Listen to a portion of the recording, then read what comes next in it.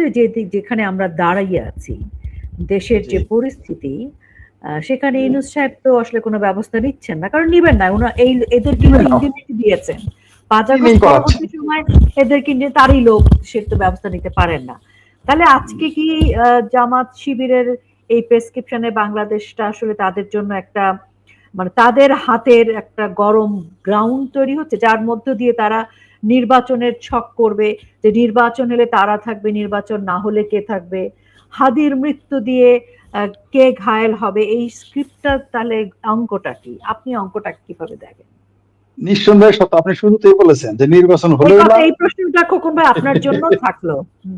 জি জি, নির্বাচন হলেও লাভ, না হলেও লাভ। অনেকটা তরমুজ আর চাকুর মতো।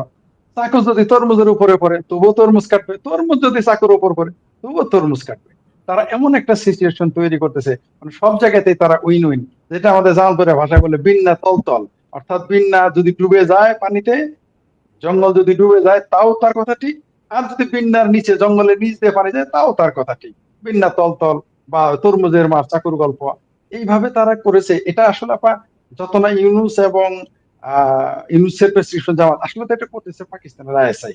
পাকিস্তানের আইএসআই প্রেসক্রিপশন, মানে মোটামুটি লাহোর থেকে, করাচি থেকে প্রেসক্রিপশন, ওই স্ক্রিপ্ট আসে, সেটা এখানে মূল মূল মানে কাহিনী লিখে পাঠায়। কাহিনী লিখে পাঠায় জামাতের সাদা শুকুন ডক্টর শফিক, জামাতের সে আমিন, যার উপরে সুরাই মুগি বগি ঠকি নাজিল হয়, তিনি কাহিনী লিখে পাঠান। আপনি যেহেতু চলচ্চিত্রের লোক, আপনার ভাষাই বলি, তিনি কাহিনী লিখে পাঠান, এটাকে স্ক্রিপ্ট বানায় পাকিস্তানের আইএসআই। স্ক্রিপ্ট বানিয়ে সেটা ইউনূসের হাতে দেয়, ইউনূস সেটা বাস্তবায়ন করে। তার সেই হাদি পাদি গাদি লাদি, তারপর কি আমার কালাপাড়া ভাবির পোলা ইত্যাদি ইত্যাদি যারা আছে, এদের দিয়ে তিনি এগুলো বাস্তবায়ন করেন। আর এই মব সৃষ্টি করার কারণ হলো যাতে আপনি ভয়ে নির্বাচনে ভোট নিতে না যান। যদি ভুলে আওয়ামী লীগের লোক ভোট দেয় তাহলে তো এরা জানে বেঁচে যাবে। কারণ শেখ ফরিদ তো কলা গাছ মার্কায় তারা বেটে ঘোষণা দিয়েছে 3 জায়গায়। কোনো কারণে যদি একটা আমি সাইন করে আসতে পারি, জমা দিতে পারি, আমি জানি সব মানুষ কলা গাছ মার্কায়। নৌকা যেহেতু নাই, কলা গাছেরই নৌকা মনে করে মানুষ ভোট দিবে আমার ছবি দেখে, সেটা আমি জানি। চেহারা দেখি তো বুঝবে কার লোক, কার মতের লোক, আমি কার মাউথ পিস, এটা তারা জানে। আমি জনগণের মাউথ পিস, আমি মুক্তিযুদ্ধের মাউথ পিস। সুতরাং আমি কলা গাছ মার্কা কেন, কুত্তা মার্কা কারণেও জনগণ আমার ভোট দিবে, কোনো সন্দেহ নাই। কিন্তু তারা ওই ভয়টা দেখাচ্ছে যাতে ভুলেও আপনি সেখানে গিয়ে নির্বাচন না করতে পারেন, ভুলেও আপনি সেখানে গিয়ে আপনি নির্বাচনী অঙ্গীকারনামা না দিতে পারেন, আপনি সেখানে ভুলেও গিয়ে নমিনেশন পেপার সাবমিট না করতে পারেন। আর যদি ভুলেও কোনোভাবে কোনো কৌশলে কোনোভাবে দিতে পারেন সাইনটা, কিন্তু আপনাকে যাতে কেউ ভোট দিতে না পারে, সেই জন্য তারা এই মব ভায়োলেন্সটা করতেছে। আসল কথা হলো যে এটা তারেক রহমানকেও ভয় দেখাচ্ছে। এটা বিএনপির আকলে এখনো ধরে নাই, 25 তারিখের পরে আকলটা আসবে। বিএনপি তো মনে করতেছে আমরা জামাতকে ছাড় দিব, ইউনূস কাকাকে ছাড় দিব, ওয়াকার সাহেবকে ছাড় দিব, আওয়ামী লীগকে দেশ থেকে বিতরণ করে সব পান্তা ভাত আমি একলাই খাবো। এটা তো আশা করি তারা বসে আছে যে ঢাকা শহরে যত পান্তা ভাত কাঁচামরিচ পেঁয়াজ সব সে একলাই খাবে ইলিশ মাছের ভর্তা দিয়ে।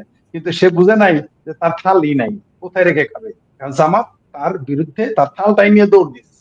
বিষয়টা এরকম, এটা বিএনপি এখনো বুঝে নাই। সেটা খুব শীঘ্রই বিএনপি, আমি জানি না তারা আর কবে বুঝবে, কবে বুঝবে। এই নাটকটা যে করতেছে, এই যে ভারতীয় হাইকমিশনে হামলা, এই যে ডেইলি স্টারে হামলা, ছায়ানটে হামলা, উদিসিতে হামলা, উদিসে হামলার জন্য আমি সুবহানাল্লাহ বলছি। আমি দুঃখ নিবেন না কারণ আমি দুঃখ এই জন্য নিচ্ছি না, কারণ উদিসির যতগুলো লাল বদর আছে, চিংকুবাম আছে, তারা লাভ দিচ্ছে গোয়া পাউডার, আপনি দেখেন নাই তো, আমি কাছে থেকে দেখেছি, বুঝতে পারছেন, আমি নিজের চোখে দেখেছি এদের লাফালাফি কুদাকুদি। এদের উপরে যে হামলা হয়েছে উদিসির উপরে, এটা সুবহানাল্লাহ পাঠ করতে হবে। এবং কিছুদিন পরে দেখবেন এই লাল বদরদের পিটাবে এরা।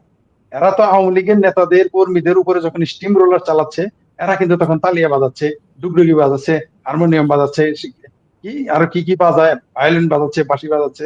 এখন কিন্তু তাদের উপরে পড়াশু।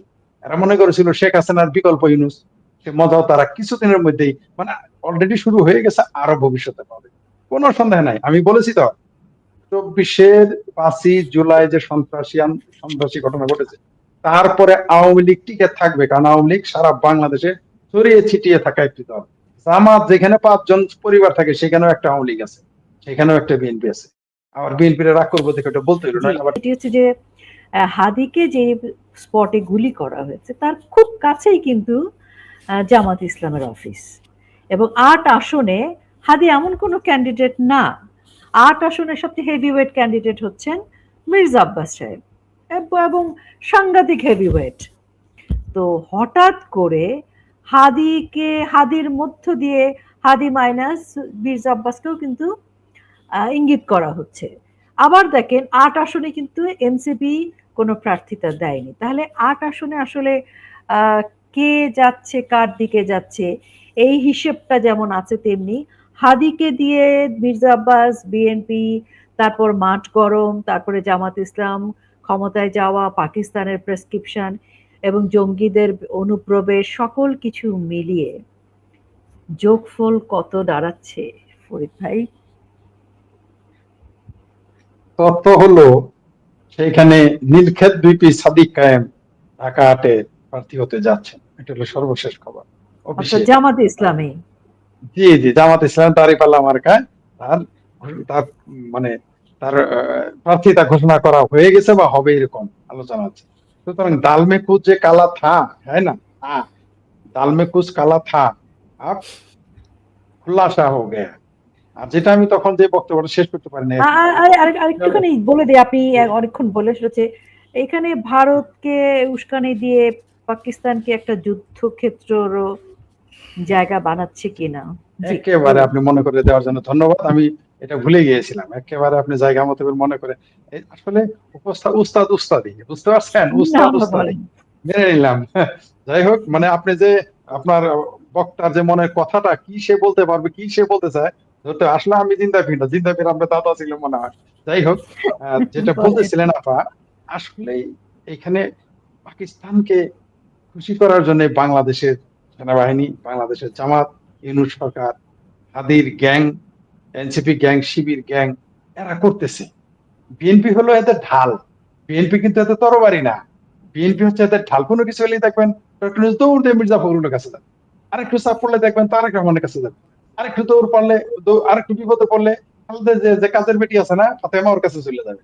মানে কোনো না কোনো জায়গায় সে দৌড় দিয়ে চলে যাবে। আপনি নিশ্চিত থাকেন আপা, আপনাকে গ্যারান্টি দিলাম, এই ইউনূস ক্ষমতা থাকার জন্য খালেদা জিয়ার কামের সিটির কাছে যাবে, নিশ্চিত থাকেন। এটা চলে যাবে কিছুদিনের মধ্যেই। যেটা বলতেছিলাম, এরা পাকিস্তানকে খুশি করতে চায়। পাকিস্তান কাকে খুশি করতে চায় সেটা ভাসুরের নাম নিতে মানা, নামটা নিলাম না। পাকিস্তানও কিন্তু মানে বিষয়টা এরকম, সে গল্পে আমি আরেকটু সময় নিলাম আপা, ১ মিনিট জি জি, আমি প্লিজ। নিলাম এখান থেকে। সেটা হলো যে ওই যে একটা গল্প আছে যে এক লোকের বলছে, ভারতীয় বলছে যে এক লোকের বলছে যে সবাই করে দিতে চায়, পাকিস্তান করে দিতে চায় ৯,০০০ টাকা, মানে একটা কন্ট্রাক্ট দিছে। তো পাকিস্তানের কন্ট্রাক্টরের কাছে গেছে, সে বলছে আমি ৯,০০০ টাকা করে দিই। পরে কন্ট্রাক্টর আবার চায়নার কাছে গেছে যে ভাই তুমি আমার এই কাজটা করে দেবে, ঠিকাদার সাহেব কত নেবে? ও বলছে যে আমি ২০,০০০ টাকা। বললো যে কি ব্যাপার, ভারত চায়, পাকিস্তান চাইলো ৯,০০০, চায়না চায় ২০,০০০, তাহলে ভারতের কাছে যাই একটু কম নিবে। ভারতীয় ঠিকাদারের কাছে, তো ভারতীয় ঠিকাদার বলছে ভাই আমার এই ব্রিজটা বানা দিবে, কত নিবে? মনে করেন একটা বলছে, তখন সে বলছে যে আমার তুমি ৩০,০০০ টাকা দিবে। তখন বললো আমার ৩০,০০০ টাকা কেন চাইলে ভাই? পাকিস্তান চাইলো ৯,০০০ টাকা, চায়না চাইলো ২০,০০০, তুমি চাও ৩০,০০০। আমার সোজা হিসাব, আমি তো ৩০,০০০ তোমার কাছ থেকে নিবো, ৫,০০০ টাকা তো তোমার এমনি দিয়ে দিবো, তোমার তো আমার দেওয়া লাগবে কিছু। ও তাই? তোমার দিব, তারপরে আমি ২০,০০০ টাকা দিয়ে দিব চাইনিজের। চাইনিজ ৯,০০০ টাকা কাম করবো, আমার ৫,০০০ টাকা লাভ। এরকম করতেছে। পাকিস্তান কিন্তু আসলে কন্ট্রাক্ট নিছে, পাকিস্তান কন্ট্রাক্ট নিয়ে সাব কন্ট্রাক্ট দিচ্ছে বাংলাদেশের জঙ্গিদের। এটা কিন্তু আপনারা বলতে চান না। পাকিস্তান ডাইরেক্ট আসে না, কারণ ডাইরেক্ট আসলে ৭১ সালে যে মায়ের খাইছে ওরা, ওই ভয় কিন্তু ওদের ভেতর আছে। একবার আপনি যারা ঠিক মতো মানে কার দিয়ে ঘেটি ধরে ঘোরাবেন, সে কিন্তু আজীবন আপনার থেকে ভয় পাবে। তো পাকিস্তানের ওই ভয়টা আছে। ওদের সৈনিকের বাবার মরদ হয় না বাংলাদেশে ঢুকার। এইবার একটা ফেরত যাইতে পারবে না। এবার বঙ্গবন্ধু জীবিত নাই, ইন্দিরা গান্ধীও জীবিত নাই, একটা সৈনিক জীবিত যাইতে পারবে না পাকিস্তানের কোন সৈনিক বাংলাদেশে ঢুকলে। রাজাকার আল বদরও কিন্তু এবার যাইতে পারবে না। এবার আমরা আছে, আমরাও তো শের দিন না। বঙ্গবন্ধুর মতো ৬ ফুট দেহ নাই, আর ৩২ ফুট কলিজা নাই। আমরা ছাড়বো না, এত বোকা না। আর জননেত্রী শেখ হাসিনা নীলঘণ্টা বাকি, তারা বলবো আপনি যমুনাতে চুপ করে বসে থাকেন, নীলঘণ্টা বাকি, আপনি বসে থাকেন, যা করার আমরা বলেছি। শুনেন একটা কথা বলি, এরা এই সাব কন্ট্রাক্ট নিয়েছে বাংলাদেশে, ডক্টর ইউনূস জামাত হলো সাব কন্ট্রাক্টে চলতেছে সব। পাকিস্তান আবার অন্য কারো কাছে কন্ট্রাক্ট নিয়েছে। এই বাংলাদেশে আজকে আমাদেরই পছন্দের একজন মানুষ, তার নাম বলতে না করেছে, তিনি আমাকে ফোন দিয়ে বলেছেন বয়স আমাদের চেয়ে কম তার, কিন্তু মনে হয় আমার চাইতে বেশি স্টাডি করেন। এটা কিভাবে বের করলো? সে বলছে ফরিদ ভাই আসলে কি জানেন বাংলাদেশ নিয়ে কেন খেলা হচ্ছে? এই যে শেখ হাসিনা, সে কিন্তু শেখ হাসিনা সরকারের সমালোচক ছিলেন, এমনকি ওই সময় ছাত্রদের গুলি করছে তার প্রতিবাদ জানিয়ে পোস্ট দিয়েছিলেন। তাই নামটা তিনি বলতে নিষেধ করেছেন। তিনি আমাকে বলেছেন, আপনিও তাকে চেনেন, তিনজনই আমরা চিনি, আপনি খুব ভালো করে চিনেন। সে আমাকে বলছে, ফরিদ ভাই আসলে এই দুর্নীতি, তারপর ভারত বিরোধিতা এগুলো কিছুই না, মৌলবাদ এগুলো কিছুই না, বাংলাদেশে এই মুহূর্তে প্রচুর মিনারেল রিসোর্স পাওয়া গেছে মাটির নিচে, এগুলোকে দখলে নিতে তাই চিটাগাং বন্দরটা সবারই দরকার। এই জন্য শেখ হাসিনাকে সরানো হয়েছে। শেখ হাসিনাকে আমি আসলে তো জানি না, সে বলতে যে আপনাদের নেত্রীকে এইভাবে বলছে, আমার নেত্রী বানাই বলছে, বলছে আপনাদের নেত্রীকে বলেছিল এইখানে পার্সেন্টেজ দাও, বন্দর দাও, তুমি ক্ষমতায় থাকবা। শেখ হাসিনা সেটা মানে নাই, এই কারণে তাকে বের করে দিচ্ছে। আমি বললাম, এতদিনে কেন জানলেন? ও ভাই আমরা জানতে একটু দেরি করছি, সবাই একটু লেটে জানছে। তো যাই হোক, বেটার লেট দেন নেভার। এই যে যে তিনি জেনেছেন, এইভাবে যে তিনি ফিরে এসেছেন, এই জন্য তাকে পর আমি ধন্যবাদ। এবং তিনি আমাকে বলেছেন আমি যেন এগুলো বলি, এটা আজকেরই কথা। এমনকি তিনি আমাকে নোট করিয়েছেন যে এটা নোট রাখেন, আপনি ভুলে যান।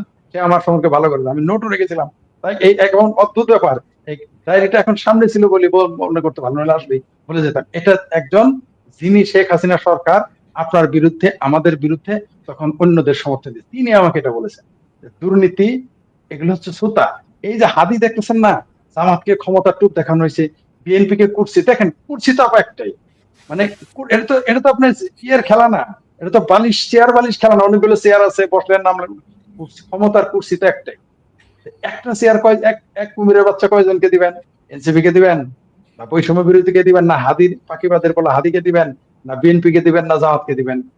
এই যে যে দ্বন্দ্ব, আসলে সবাইকে একই মূলা দেখিয়ে, কুর্সির মূলা দেখিয়ে বিভিন্ন শক্তি, পাকিস্তানের কাজই তো হচ্ছে সন্ত্রাস উৎপাদন এবং রপ্তানি করা, সব সময় সে ভাড়াটি হিসেবে খাটে। তো পাকিস্তান চিন্তা করলো যে অতীতে তো একবার ঠেলা খাইছি, পরাজিত হয়েছি, এখন শত্রু মারতে, বাঘ মারতে শত্রু বাংলাদেশকে পাঠাইছে। ভারতের সাথে একটা ক্লিয়ার, যেটা আপনি শুরুতে বললেন, আসলে ভারতের সাথে দ্বন্দ্ব যুদ্ধ করার জন্য শেখ হাসিনাকে এখান থেকে উৎখাত করা হয়েছে। এখন প্রতিদিন আস্তে আস্তে আরো স্পষ্ট থেকে স্পষ্টতর হচ্ছে। তো এরা করছে কি, এখানে বাঘ মারতে বাংলাদেশকে পাঠাবে। অর্থাৎ যদি বাঘ মরে তাহলে বহুত লাভ, আর যদি বাঘ না মরে বাঘে আরে খায় ফেলে, শত্রু মরলো, বাংলাদেশ ধ্বংস হয়ে গেলো। আসলে পাকিস্তানের যায় আসে না, পাকিস্তান তো তার কন্ট্রাক্ট তো সে টাকা নিয়ে নিছে, তার কমিশন তো সে পায় গেছে, এখানে সাব কন্ট্রাক্ট যারা দিছে তারা মরবে। অর্থাৎ আমাদের বাংলাদেশকে সাব কন্ট্রাক্টে পাতে ফেলছে। কিন্তু আমরা এত সহজে ছাড় দেবো না, আমরা সবাই এখনো মরি নাই, আমরা বঙ্গবন্ধু সৈনিক বেঁচে আছি, আমরা বাংলাদেশের যারা স্বাধীনতাকে বুকে ধারণ করি, আমরা এই চেতনাকে ধারণ করি, আমরা বেঁচে আছি, আমরা এখনো মরি নাই। ৭১-এর সাথে ভয়ঙ্কর ভাবে এদের আমরা পরাজিত করবো। বাংলাদেশের জনগণ শুধু রোকেয়া প্রাচীর ডাক চাইতেছে, রোকেয়া প্রাচীর নেত্রী ডাক চাচ্ছে, রোকেয়া প্রাচীর নেতাদের ডাক চাই। এটা কেমনে বুঝলাম? আপনাদের তো বড় বড় সাধারণ কর্মীরা আপনাকে পায় না, মানে সাধারণ মানুষ আমাকে বলে আপনাদের বলতে, শুধু ডাকের অপেক্ষায় আছে। বাংলাদেশে সব ধরে ধরে বঙ্গোপসাগরে ফেলা, কোনো চিন্তা, আপনাকে কিন্তু বহু আগেই বলেছিলাম, সম্ভবত মাস ২ আগে, যে এইবার আপনারা মিছিল করার সময় আপনারা সামনে থাকা সুযোগ পাবেন না, কারণ এত জনগণ হবে আপনাদের সামনে, আপনারা পিছনে থাকে অবশ্য তখন আপনাদের ভালো লাগবে যে এত জনগণ আমাদের ভালোবাসে। এবার আপনারা আগে নয়, ব্যানারের সামনে নয়, এবার আপনারা জনতার পিছনে থাকলেও তৃপ্তি পাবেন। আমি সে করে আবার ওইটা দেখি। শেখ ফরিদ ভাই, শেষের দিকে তারপর আপনার কথা ছাড়া তো শেষ করতে পারি না, বলেন। জি, ওই যে আপনারা বললেন যে বাংলাদেশের এক শ্রেণীর লোক বলতেছে যে ওসমান হাদির কথিত খুনি নাকি ভারতে পালিয়ে গেছে। তো ল্যাংটা সুলেমানি, এই ল্যাংটা সুলেমানও তো ভারত হয়ে পালিয়ে গিয়েছিল। তাহলে ভারতকে তো ওদের পূজা করা উচিত, যে ওদের দিনের নবী, বর্তমানে হিন্দু নবী, তাকে তো ওরা, ভারতকে আমাদের চাইতে বেশি ভালোবাসার কথা, কারণ তাদের বর্তমানে ডিজিটাল নবী এই সাংঘাতিক ইলিয়াসের আব্বা এবং মাজাহারের শিষ্য, প্রধান শিষ্য এই আমিরুল মুশরিকিন ল্যাংটা সুলেমান পিনাকি ভট্টাচার্যকে তো ভারতের সীমানা হয়ে তিনি থাইল্যান্ড হয়ে ফ্রান্সে চলে গেছেন। আর আপনার কাছে এখন শুনলাম তিনি নাকি ভিন্ন নামে বাংলাদেশে এসেছেন। তো এদের তাই করতে হবে, এদের নাম বদলিয়ে আসতে হবে, বাপের নাম বদলাতে হবে। আমাদের এখনো বাপের নাম, আমাদের ওরা বলে না যে আমরা আত্মগোপনে কেন আছি, আমরা কিন্তু বাপের নামও পাল্টাই নেই, চেহারাও পাল্টাই নেই, পাসপোর্টও পাল্টাই নেই, সবই ঠিক আছে, বরং আমরা লাইভ আছি। তো এবং আমরা দেশে বা দেশের খুব কাছাকাছি থেকে আমরা কথা বলি। এখন আপনি যেটা বলেন, আমাদের এটাই সত্য যে এখন আর কোনো বিকল্প নাই। আমাদের এই মুহূর্তে আওয়ামী লীগের নেতৃত্বে দলমত নির্বিশেষে মুক্তিযুদ্ধের পক্ষের মানুষ হলেই হলো, দেশপ্রেমিক হলেই হলো, তারা কিন্তু একটা দলের কিন্তু নেতৃত্ব লাগবে।